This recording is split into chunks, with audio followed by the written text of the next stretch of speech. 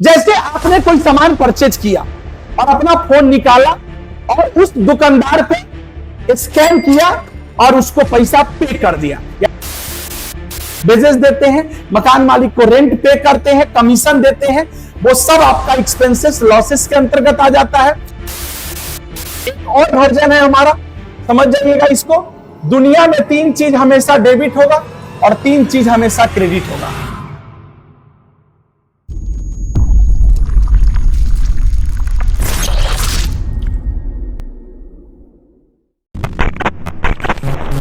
मैं सतीश ठाकुर आपके अपने YouTube channel Sai Ram academy पर आपका स्वागत करते हैं।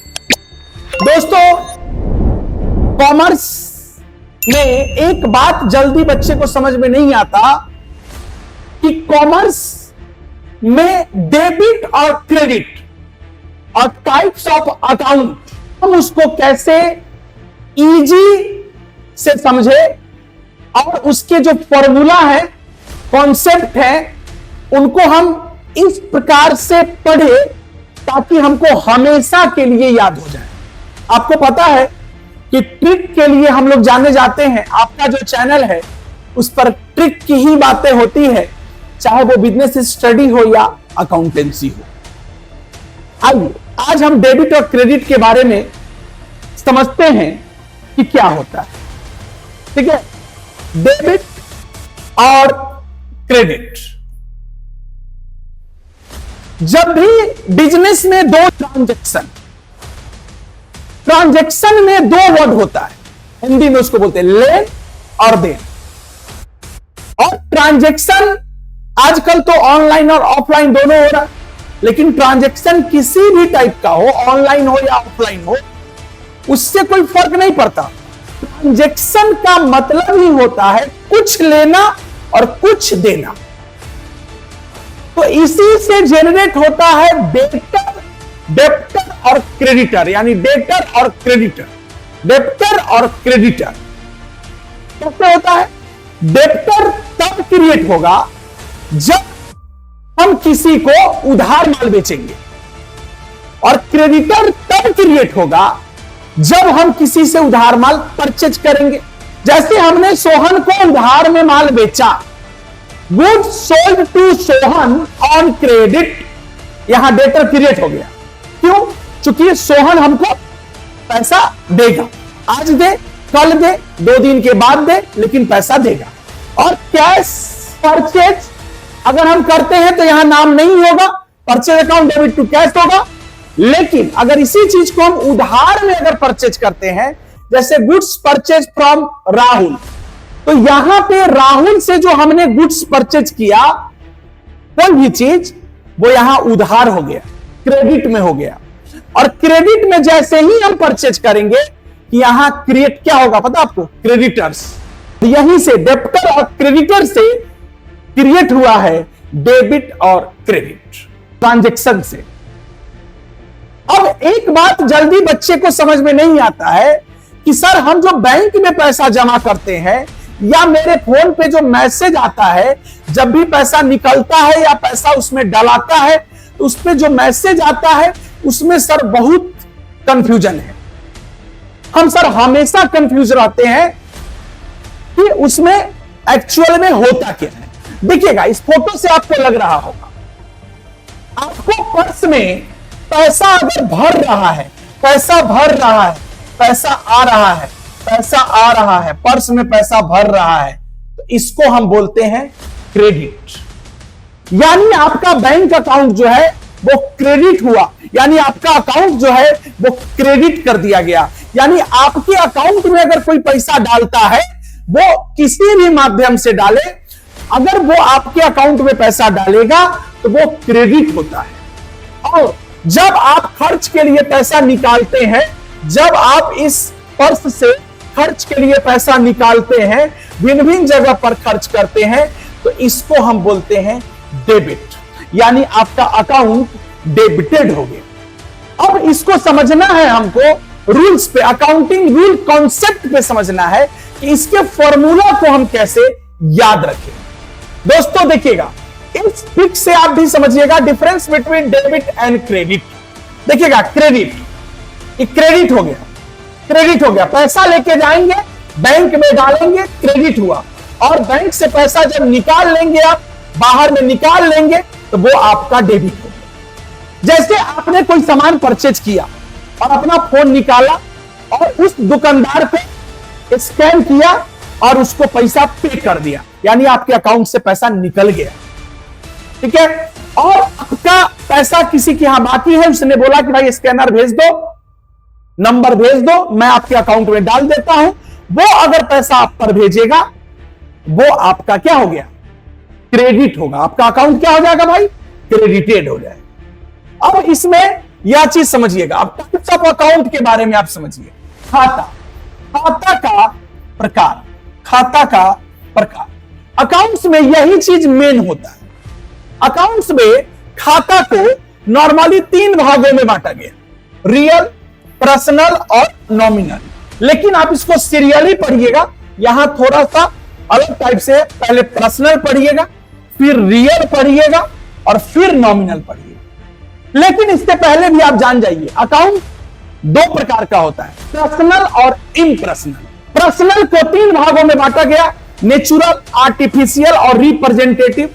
इम्पर्सनल को 2 भागों में बांटा गया, रियल और नॉमिनल। पर्सनल जो होता है वो पर्सन, फॉर्म, कंपनी से रिलेटेड होगा। किसी भी संस्था, कोई भी ऑर्गेनाइजेशन जिसके नाम से चलता है वो सब पर्सनल होता है।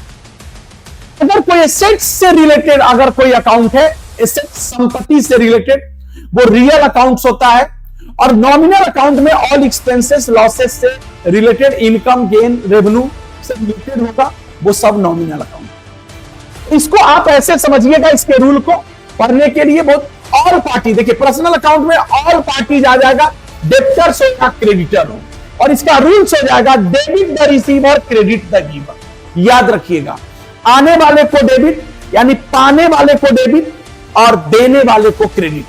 पाने वाले को डेबिट, देने वाले को क्रेडिट। रिसीवर डेबिट होगा और गिवर क्रेडिट होगा।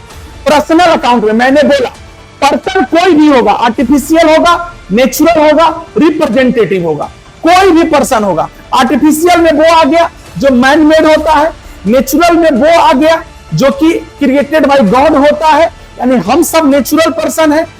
एसबीआई, एलआईसी, एनी बैंक, कोई भी कंपनी, वो सब क्या है, आर्टिफिशियल है। और रिप्रेजेंटेटिव मतलब आउटस्टैंडिंग सैलरी, आउटस्टैंडिंग वेजेज, इस प्रकार का होता है।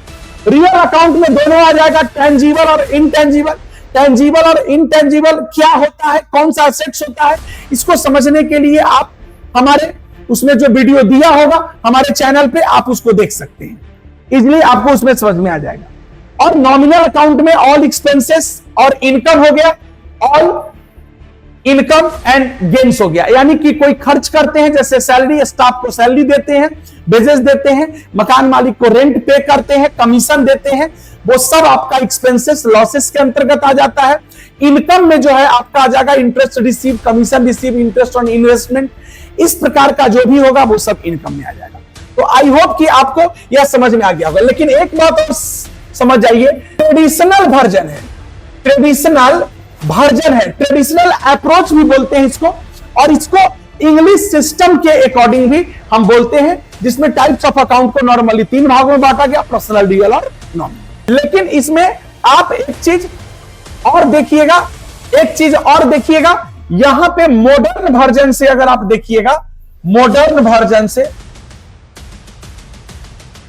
मॉडर्न वर्जन जिसको हम अमेरिकन सिस्टम बोलते हैं, अमेरिकन सिस्टम बोलते हैं बाबू, अमेरिकन सिस्टम बोलते हैं।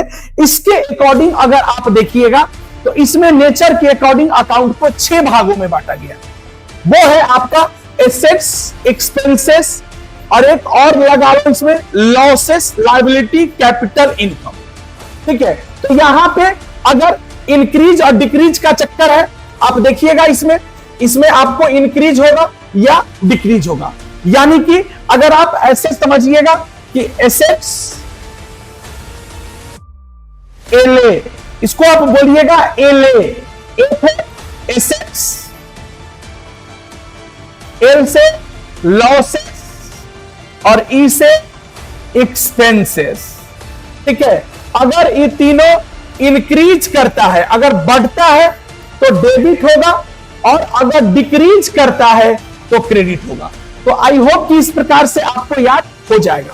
तो एसेट्स, ए फॉर एसेट्स हो जाएगा, एल फॉर लॉसेस हो जाएगा, ई फॉर एक्सपेंसेस। अगर बढ़ता है, इंक्रीज करता है तो डेबिट होगा, डिक्रीज करता है तो क्रेडिट होगा। अब यहां पे एक और आपका फॉर्मूला है, जैसे इसमें आ जाइए, लायबिलिटी, इनकम जिसको रेवेन्यू भी बोला जाता है, और कैपिटल। इसमें फॉर्मूला उल्टा हो जाएगा, याद रखिएगा। एसेट्स, एक्सपेंसेस, लॉसेस, जब बढ़ा था तो डेबिट, बढ़ा था तो क्या हुआ, डेबिट, और घटा था तो क्रेडिट।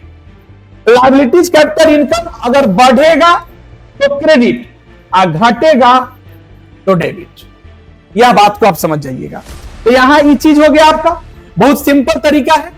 लेकिन एक बात और आप समझ जाइए, एक और वर्जन है हमारा, समझ जाइएगा इसको।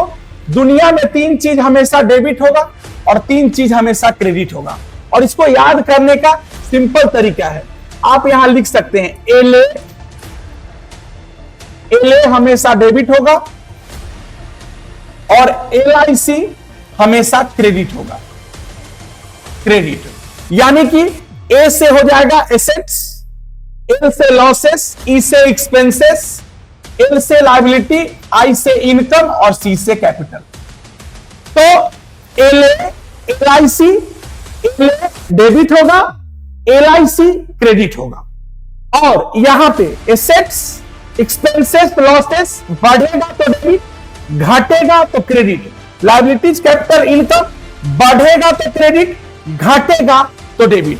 तो इस प्रकार से डेबिट और क्रेडिट का रूल्स आपको आई होप याद हो गया होगा। अब इसमें कहीं कोई दिक्कत नहीं आएगी। धन्यवाद।